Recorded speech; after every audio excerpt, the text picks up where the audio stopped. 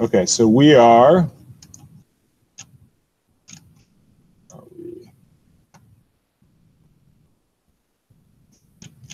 So we're working on the graphing functions and systems. I got another request to do some topics. So basically, I chose to do all the highest percentage topics we needed that were in this category, starting with finding inputs and outputs. Okay. So go ahead and write this down as a squiggly line, okay, like this. That's basically what you're going to want to write. And it asks for two things. It says h of x equals 2, and it asks h of negative 3 equals blank.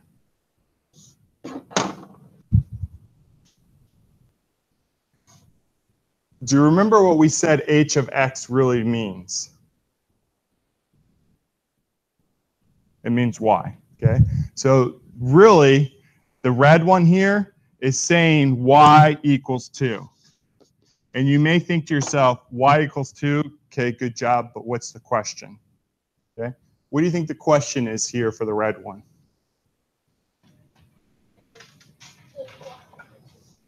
Say again? Where does y equal 2? Okay, so y equals 2, and I know it's hard, it's kind of pointed out on your graph, but on this graph, this is y is 2, and if I draw a straight line across there, how many times is y equal 2? Okay, so on your graph, you're going to want to put a number 2 here, and y equals 2 there, and y equals 2 there.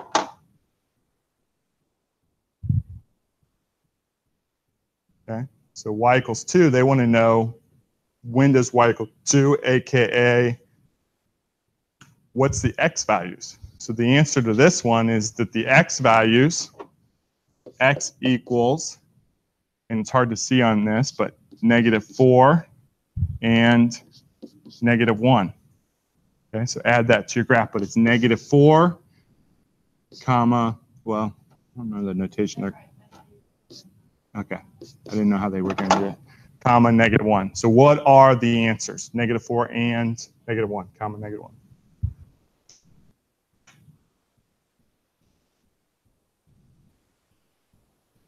Then the next question is the opposite. It's basically saying x equals -3, because they replaced the, it's not x, h of x, it's h of -3. So that's asking, well then what's the y value? If x equals -3, and that's right here, then it's saying what's this y value? So the answer to that is -4.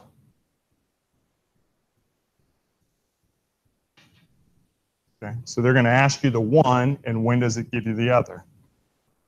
The tricky part about the y, the h of x equals 2 is first that you got to realize that means y, but also, what do you think the biggest mistake people make is here? What do you think, Mr. Keegan? Oh, okay. You don't have to get up. Look at this. Mr. Keegan's motivated by mathematics. See that? He got up all the way from back there to come up here. What do you think the biggest mistake we make here is? I would think they only give one answer. They only give one answer. Okay? They go, why isn't this working? It keeps saying it's wrong. Okay? But there are two answers. If you have an answer, you think you're done. Yep. All right. Any questions on this? Thank you, Mr. Keegan. It has two answers, right? Because it's saying when does y equal 2? Y equals 2 in these two spots.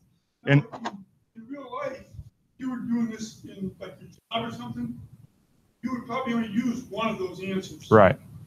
You know, a lot of times one would be positive and one would be negative, and you couldn't use the negative for some reason. You'd throw it out. You know, it might be distance or something. You can't have a negative distance. So. Now, this question didn't ask this, but had it said what is 1, we would have had 3 answers. Okay?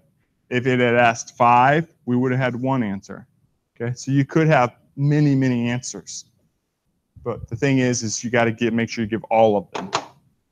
Okay. Any questions on that? Domain and range of a continuous function.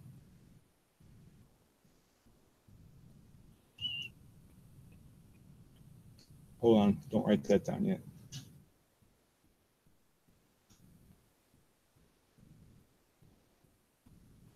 There's ones that they like to trick us with.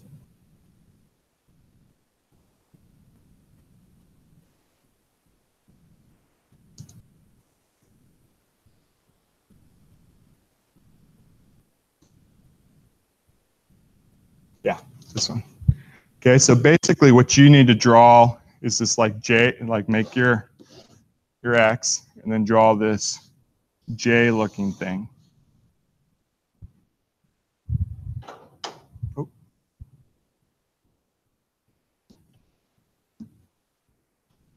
So I like, for domain and range, again, I like to put it in a box, okay, and then figure out the left side and the right side, and then the top and the bottom, okay? So if I put this thing in a box, and I want to put it in the smallest box possible, is it going to break through any of the sides? What causes it to break through?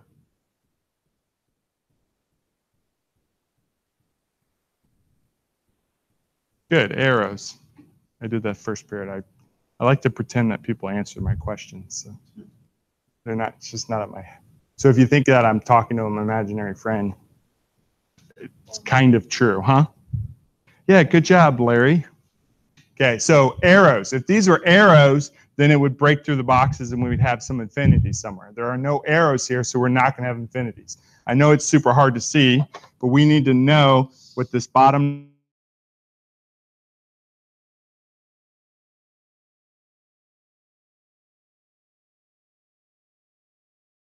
what this left number is, which is -3, and what this right number is, which is +2.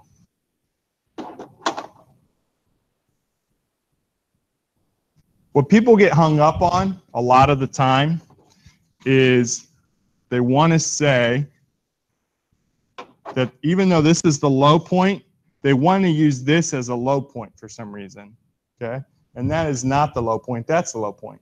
So when we talk low to high, we talk about from here to here, and that's it, okay? We don't care about this, that it came back. And really, our numbers are just kind of sitting there. Our domain is -3 to 2. And our range is -5 to 4. Okay, how low to how high? Domain is left to right. The question is here, where do we put parentheses and where do we put brackets? Holes, which these are right here. We have 2 holes. We have a hole here, and we have a hole there.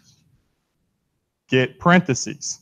This is not a hole down here at the bottom, even though it kind of, you might, it doesn't have a complete solid dot, but if it's not a hole, then it is a solid dot, okay? There's no hole in there, and I don't put, when you graph things, I don't go solid dot, solid dot, solid dot, solid dot, solid dot, solid dot. So down here, they're not going to do that, even though it is essentially a solid dot down here at the bottom. Anyone want to take a stab at what the domain? Is it parentheses or brackets or one of each, or parentheses? They're both parentheses, okay? The left one, the -3 associates with this hole, and the right one, 2 associates with that. Oh, I said 2 and I wrote 2. And then -5 and 4.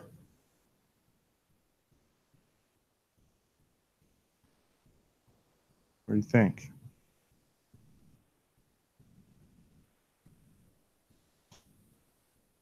Both parentheses again. Okay, she's super close. One of them's parentheses, one's bracket. Which one's bracket, which one's parenthesis?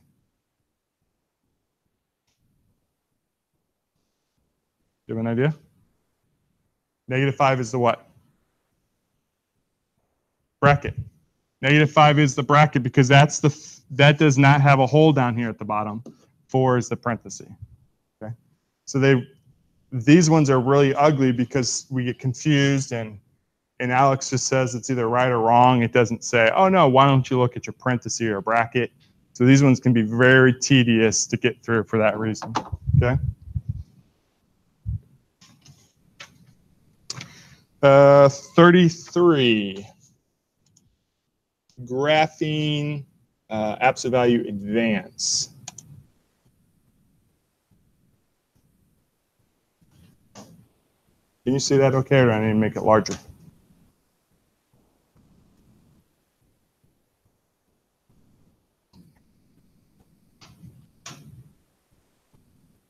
What shape is an absolute value function or graph? Anyone know? Or anyone know and want to tell me? Miss Klein, look at Miss Klein, everybody. She's a hippie. Miss Klein, what shape is an absolute value graph? Oh. O? No, I got excited. I got excited. What is she telling? She broken? What is that shape? V. Gosh, you guys are a lot of fun. Okay, yeah, it's a V. So we got to make this V. What do you think the most important point is in graphing this V? What do you have to know? So a lot of times people will go, this isn't a V, it's a line, because they keep putting these dots and finding these dots. And they go, wow, it's just a line, because they're not finding what?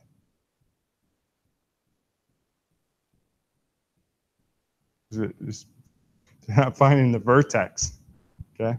So they're not finding this bottom point. So they got to find this bottom point and when it turns. So we need to make sure that we find that bottom point. That bottom point is called the vertex. That's going to pop out when this right here equals 0. What value is going to make inside there equal to 0?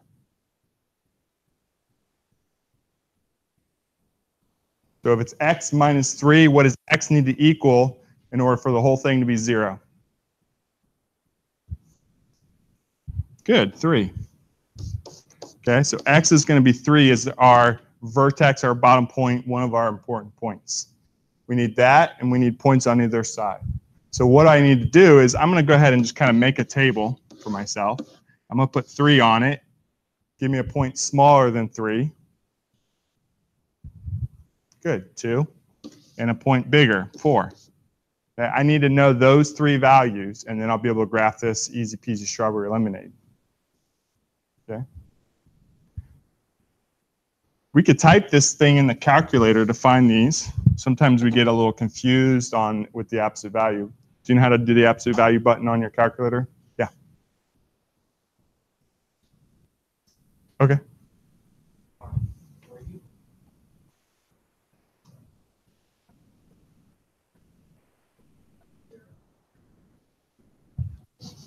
Good.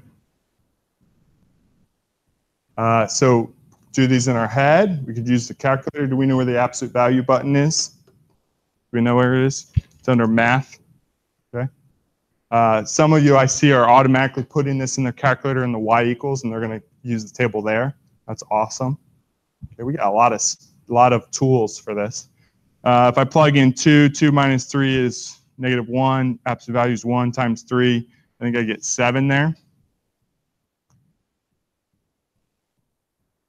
And if I do the same with 4, what do you get?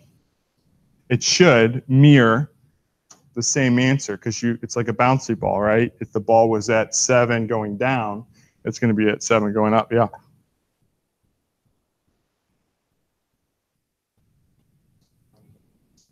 How do I get for 2? So 3, absolute value 2 minus 3 plus 4.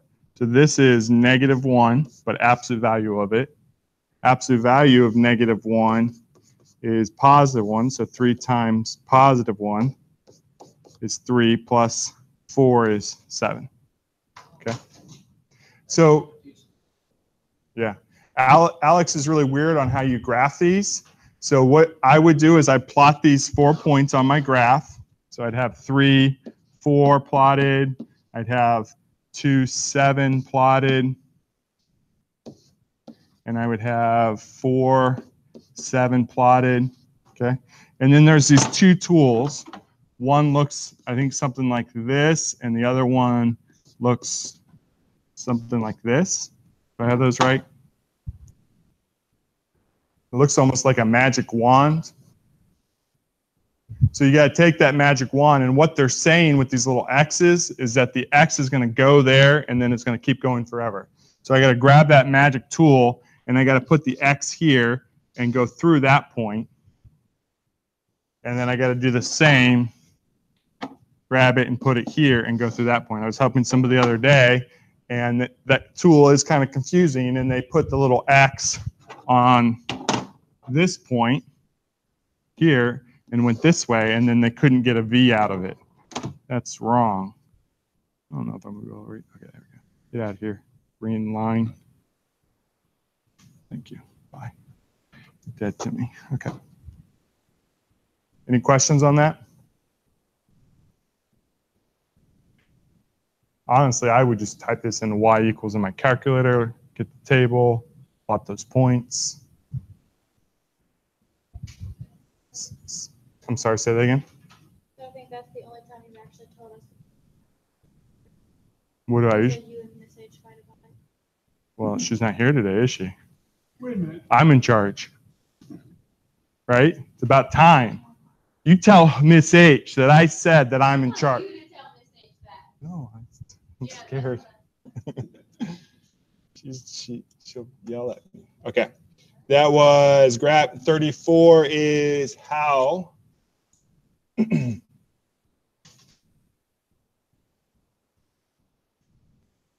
This one is ugly. Let's see here.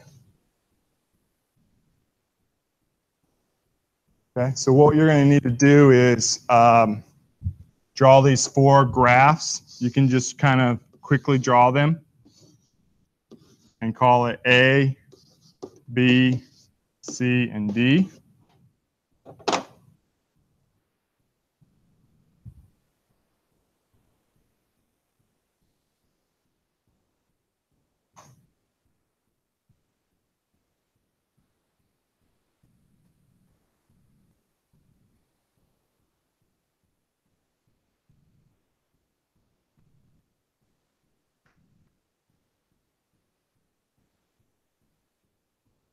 What's really confusing about these is they ask you 2 different questions on the same graph. So in one situation, it's A is the winner. In a very similar situation, B is the winner. Okay, so it's super confusing that way. So what I like to do is I like to assign numbers to these. The skinnier the graph, the larger the number. So which graph is the skinniest graph?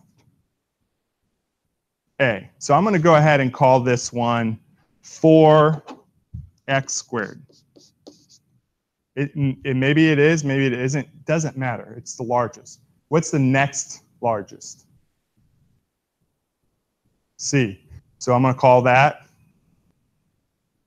3x squared. Okay. And then the next one would be, which I'm going to call 2x squared. And then finally, B, I'm going to call x squared. Or I'm going to go ahead and put a 1 in there just for my brain. Is that okay, Miss H? She's not here. I can do what I want. The other thing I got to put on here is whether it's a positive or a negative. Is A a positive 4 or a negative 4? Negative. What else is negative? How does she know that those are negative? Because they're pointing down. So these 2 here are pointing down. So those are negatives. Now that I have that, the questions below become very easy. Without that information written out, it's super confusing. Okay? For each coefficient, choose whether it's a positive or a negative. Okay? So on A, I would say, I don't think it's going to let me, but I'd say negative, positive, negative, positive. Okay? For B, choose the coefficient closest to 0. So closest to 0, does that matter whether you're positive or negative? No, it just means a -4 and a +3, 3 is closer to 0, even though -4 is a large or a smaller number. So which is the closest to 0? Nope.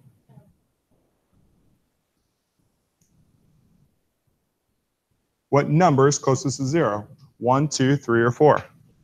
B. B is going to be the closest to 0. Okay? Choose the coefficient with the greatest value.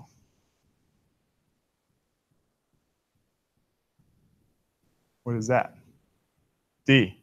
A lot of people want to say what for the greatest value? Say again? A. They want to say A, but A is -4. Okay? What would you rather have in your bank account? $2 or -4? Someone might say, oh, 4 is a larger number. Yeah, but it's negative. Okay? And that's how you're going to approach these. Again, without making these charts, without putting those values in there, super confusing. Sometimes they throw a different version of this one at you.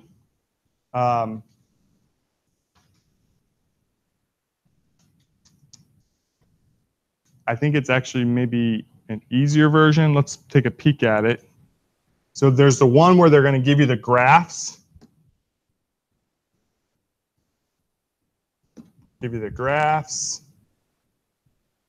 And there's one where they don't give you the graphs, but they give you the equations. And it's asking the opposite questions. So if you can write these 4 equations down, include this in this one.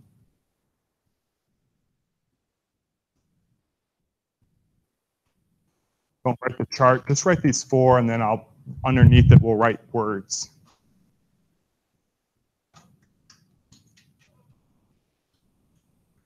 Sure. Can you wait till we're done or no? Okay.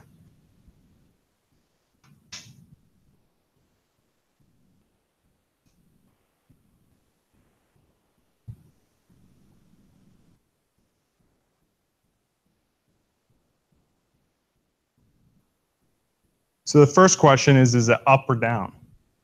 Basically, we know it's down or up of what? Positive, negative. So under the -1, we're going to write down, down, up, up. And they're trying to confuse us because the fractions are up and then in the non-fractions are down. And some people might go, oh, fraction, that must mean something different. Okay. Then it says, which is the widest and which is the narrowest. So remember, the larger the number, the skinnier it is. Or narrow is what they're using. So which is going to be the narrowest? The 4. This is the narrowest. So underneath, to write this one, you can just write narrow. Or narrowest. And which is going to be the widest? 3/4 is 0.75 and 1/2 is 0.5. So which one's actually smaller? So this is the smallest. Okay, because that's the smallest number. Again, when you talk about narrow or wide, we don't care whether it's positive or negative. We got one left.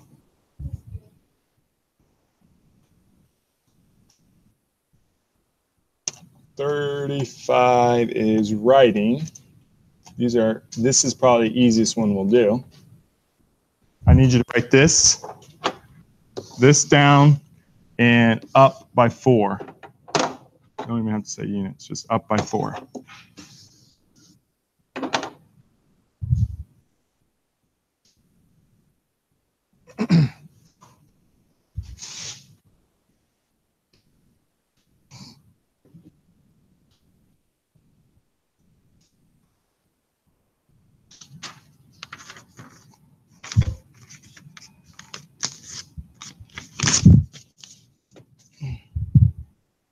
So up by 4, what do you think up means in math? Addition. And up by 4 just means, all it really means is add 4. So the answer to this is that, except most people will want to clean it up. 2x squared, negative 8 plus 4, negative 4. Easy peasy strawberry lemonade. If it said down by 4, we would have what? Subtracted 4. So moving a graph up and down just adds or subtracts at the end there. I wonder if it says downward. Yeah, I guess it would say downward.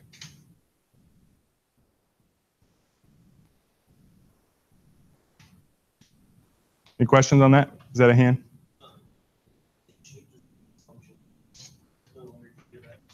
Oh, thank you. Right. So it says h of x. Does it give you, it probably says h of x equals, hopefully in the answer? Yeah. Okay. Yeah, good point. Yeah, you wouldn't name it the same thing, right? Right, because you wouldn't know which one's which. Thank you, Mason. Any questions? Leave you alone? Remarks set, go. So that's the end, folks. So again, this is our last week. If you can